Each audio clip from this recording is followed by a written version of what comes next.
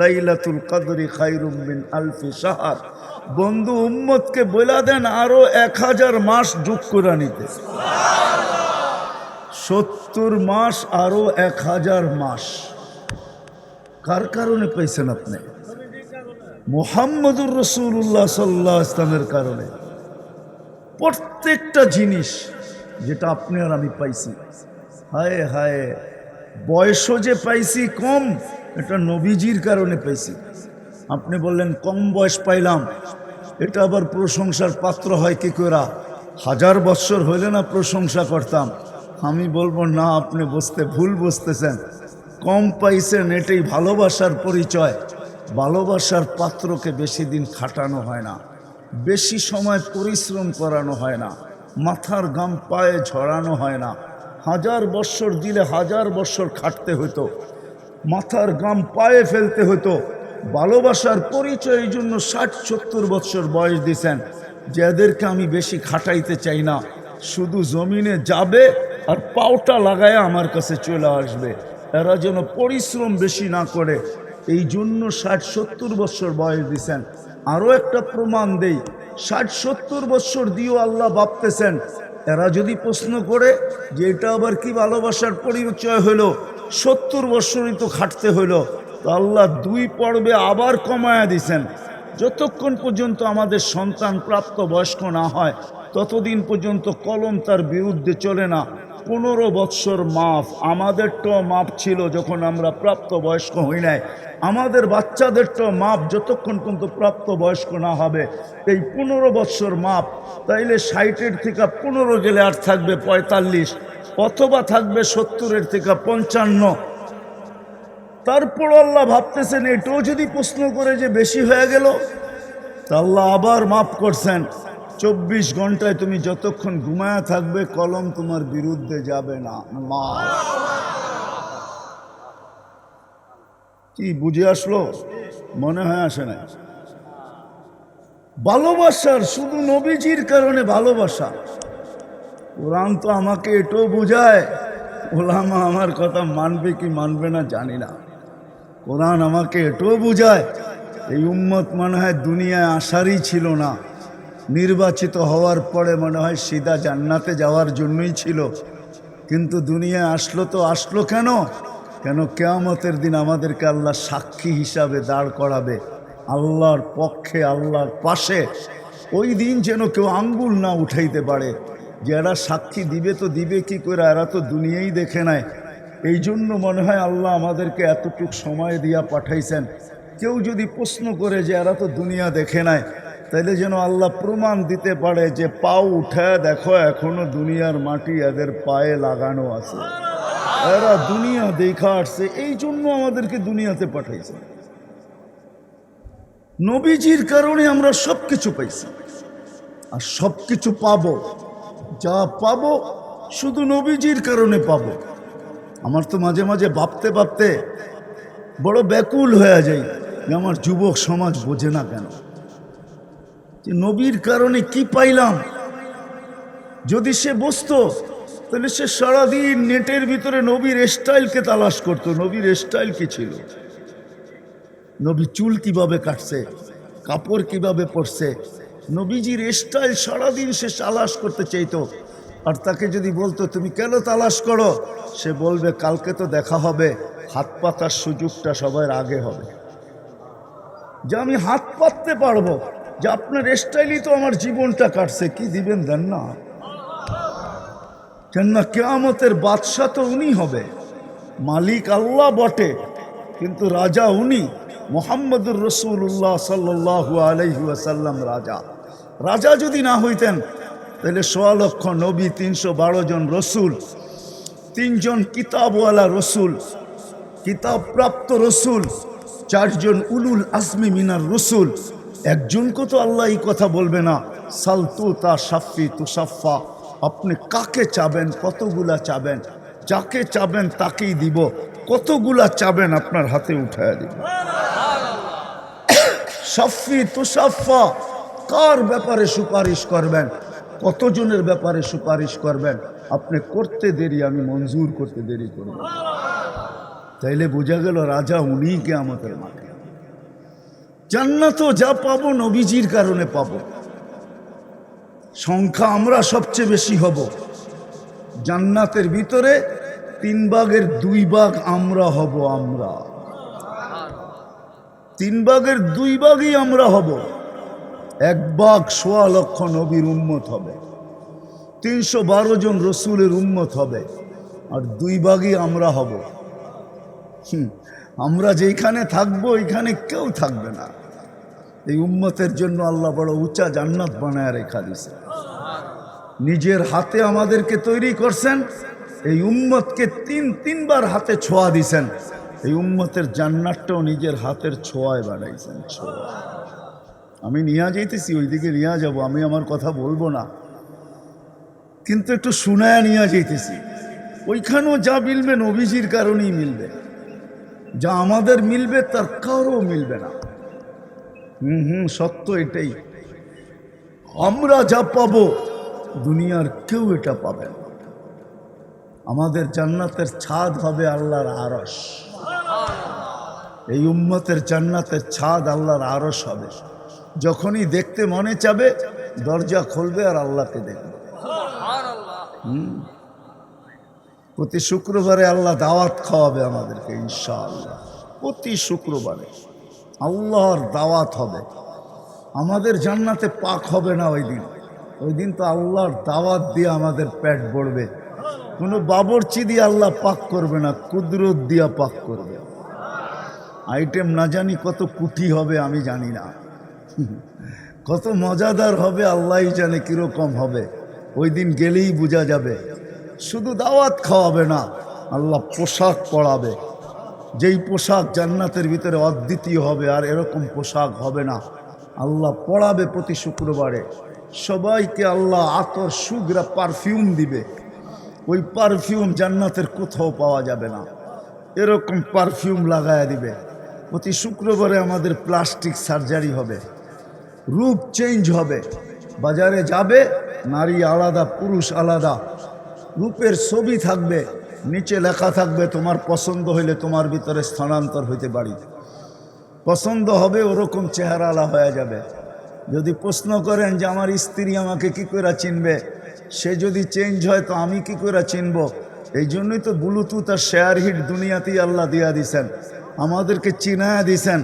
এইখানে চেঞ্জ হবে ওইখানে চলে যাবে, ওইখানে চেঞ্জ হবে ব্লুটুথে এইখানে চলে আসবে, একজন আরেকজনকে চিনা ফেলবে, কোনো অসুবিধা হবে না। বাহির হয়ে আঙ্গুল ধরা জান্নাতে চলে যাবে। আল্লাহ বানায় রাখছেন, জান্নাতে সৈকতও রাখছেন, আল্লাহ সৈকতও রাখছেন। শুধু বাংলাদেশে সৈকত আছে এমন না, দুনিয়াতে সৈকত আছে এমন না, জান্নাতেও সৈকত বানায় রাখছেন আল্লাহ। 2টা সৈকত আছে জান্নাতে, একটার নাম বাইদাজ, একটার নাম বাইদা। আজকে তো সৈকতে যে বেশি তাকাইলে জুতোও দেখা আসতে হয়, ঠিক না? কি বলে বন্দরের যুবকরা, বেশি তাকাইলে যুবক জুতা দেখতে হয় না, ঠিক না? আরেকবার তাকা সাইজ, ঠিক না? ওইখানে তাকাইতে দেরি, বুকে লাগতে দেরি হবে না, আল্লাহ বানায় রেখা দিছে। এক এক লেহেঙ্গার গের 3 কিলোমিটার হবে। লেহেঙ্গা যখন ঘুরাবে 3 কিলোমিটার পর্যন্ত ফুলা উঠবে। সুতার তৈরি না আলোর তৈরি। 120 ফিট লম্বা হবে, চুলটিও 120 ফিট লম্বা হবে।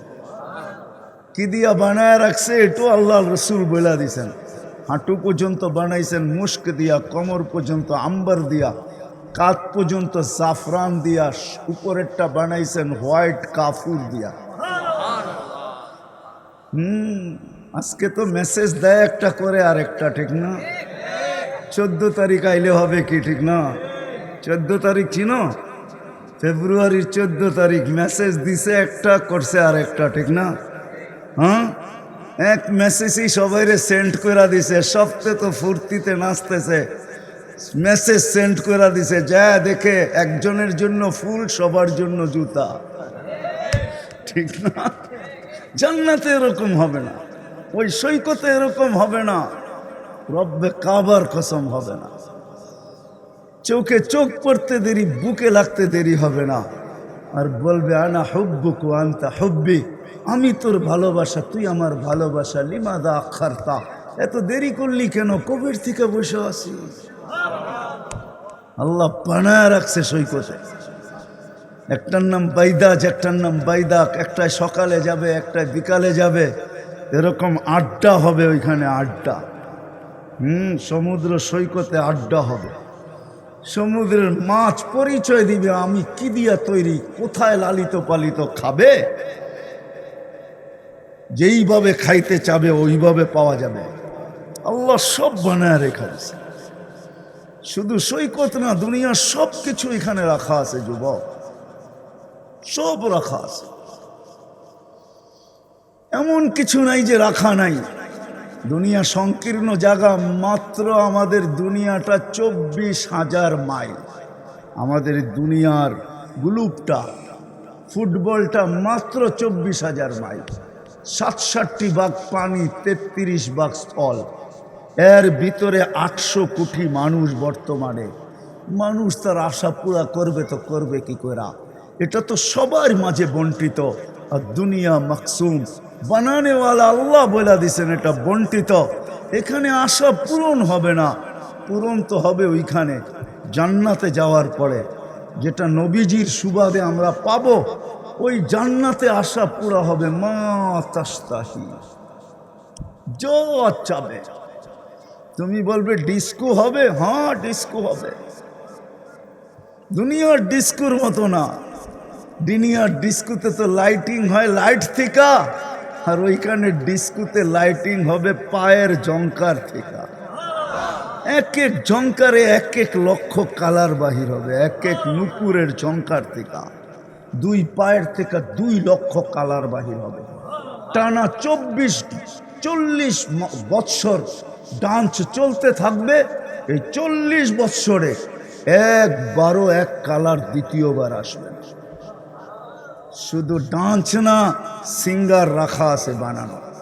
যুবক, তোমার চেয়ে বড় সিঙ্গার কে হবে?